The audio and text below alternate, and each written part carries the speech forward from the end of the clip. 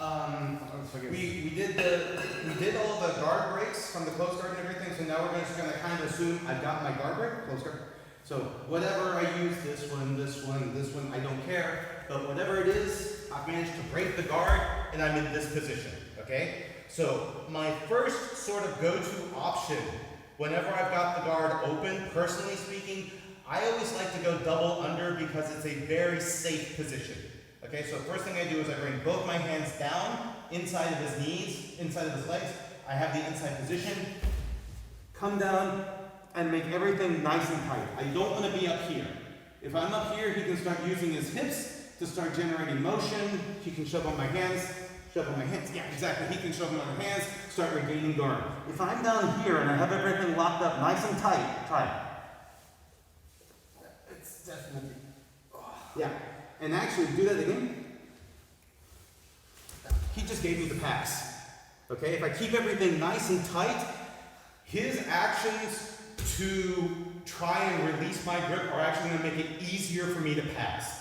And that's the nice thing is I've gotten quasi-pinned and I have less work. All I have to do is hold it tight, okay? So, but let's say he's nice and calm and he decides to stall. He's just not going to push around and just going to wait to see what I do, okay? So, a lot of people make the mistake when they want to pass the guard with the double under is that they kind of come forward and kind of stack with their weight. The problem is he can shoulder walk from here, and now I just keep running. Yeah, exactly. We just keep running out of bounds, and it's a waste of time. Counterintuitively, you do not want to put your weight into him when you're double under passing, okay? What you want to do instead is lock up everything nice and tight, and you want to pull him up and bring him to you, like this. Try to shoulder walk.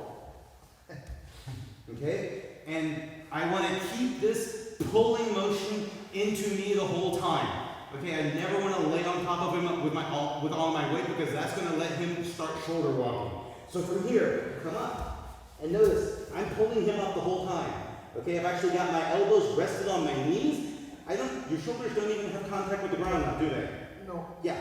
No. Yeah, so he's not shoulder walking now, okay? From here, I let go of the lock, grab one side of the hip, bring my hand to the other side, and solidify my pass. Okay? The secret to this pass is, like I said, counterintuitively, you don't want to put your weight on him. You want to pull him into you the entire time. That keeps him from being able to walk away, and that keeps him under control, okay? So that is our first option. Once we've got the guard open, just come up here, double under, and then we just start going into our double under pass, okay? Okay, so a couple of common situations with the double under pass, okay? So let's say I get the double under pass, I do something, and basically, if I don't solidify the double under pass quick enough, he will very often grab an underhook and do something called the meow defense, okay? So I come up here, and he basically grabs an underhook like this. Yeah, let me turn you around so that it can be seen. Okay, he's got my arm locked, okay? Now I can't really I can't lock my hands anymore, so I can't really pull him up. He's got my posture broken, okay? So we're going to wrap our hands around his legs. I can't close my hands, but I'm at the very least going to keep control of his legs.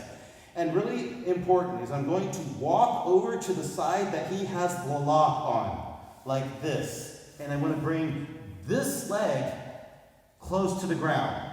Once I get here, I step over with my leg. Now I've got his leg pinned, okay? From here, I can tree the other arm, and I can start lining up his leg. And now I come into a staple pass here, okay? So very important is first you pin his leg with your leg before you free the arm. Otherwise he says, thank you for giving me a triangle, okay? And once I'm here, again, I have the hips locked now. Try to move. Yeah, this is a very stable position for me. This is wonderful. I like this, okay? And from here, with my hand, I come in, cross face, and very important is I want to take a big back step. Okay? I don't want to be over here. Now, if he pushes me, I'm gonna get swept. Okay? You have to, this is essentially kind of like the tripod concept, okay? If I'm like this, I have a bad base. I want to be out here. Now I have base, base, base, and I'm stable. It's like a three-legged stool, okay? So you have to take a very big back step, okay? Everyone wants to do the back step too small. That's where this pass always fails. So, over this way. Okay, so I'm in my staple pass position. I have everything locked up. I get my cross face, and you take a big back step all the way over here. Now try to sweep me. Yeah, not happening. And then I can complete my pass. Okay? So, and that's the key with, and that's a very common switch I do a lot. Okay? Double under, he goes for the meow defense, pin the leg, go into the staple pass, big back step, and then you've got your pass again. Okay? Yeah. Okay, so very often, the one really good way he has to get rid of my staple pass is if he just starts framing on my face and pushing me away. Then he can, then he can start bringing his legs in and breaking my base, okay? So what we're going to do is we're going to use that to make our position even better, okay? So he starts framing away. I take this arm, come up under his leg, and I'm going to remove the frame and the leg at the same time, and I'm going to bring him into a staple mount. Okay, this is not the leg drag position. The leg drag is a drag that you do when you're standing up. This is a staple mount. This is a pin position. Okay, I have him pretty well pinned now. And this is, for me, the best. I think this is better than mount. If you ask me, I would prefer to have this to mount because he has no good options here. If he tries to, he can't really frame on my face. Go ahead and try, because now I just do this, frame is gone. If he tries to come up, then I say, thank you, you've given me a Daghestani handcuff, I've just made everything more tight, okay? If he tries to turn away, if he tries to turn away, I say, thank you for giving me the back, okay?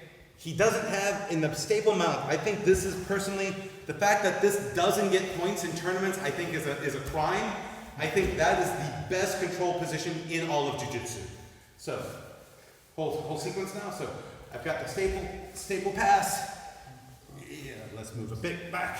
Yeah, that's good. Okay, so I've got the staple pass. He tries to frame on my face.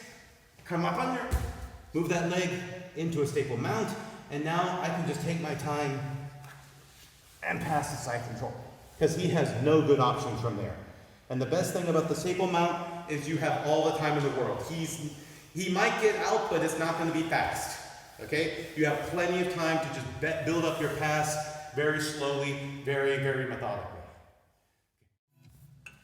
Okay, so last little concept I always like to have. Whenever we're in sort of this situation like where we're like this, where I've just opened a close guard, or he hasn't gotten inside position or whatever, sort of like my mantra is always, when in doubt, double under, okay? If I do stuff like this and everything, now it starts, look, try it. Yeah, if I have one arm in, one out, something like that, if I start doing things like this, if he just pulls the arm, pull my arm in, now triangle, exactly. I open myself up to different kinds of things. I'm not saying that those don't work. I'm saying is that there's always an inherent risk, okay? On the other hand, if I'm in this position, okay, double under. This is always a good position for me, okay? He has no real submissions. I know people complain about the TP choke. I've never been given a successful TP choke, ever. People have tried, it's annoying, but that's it, okay?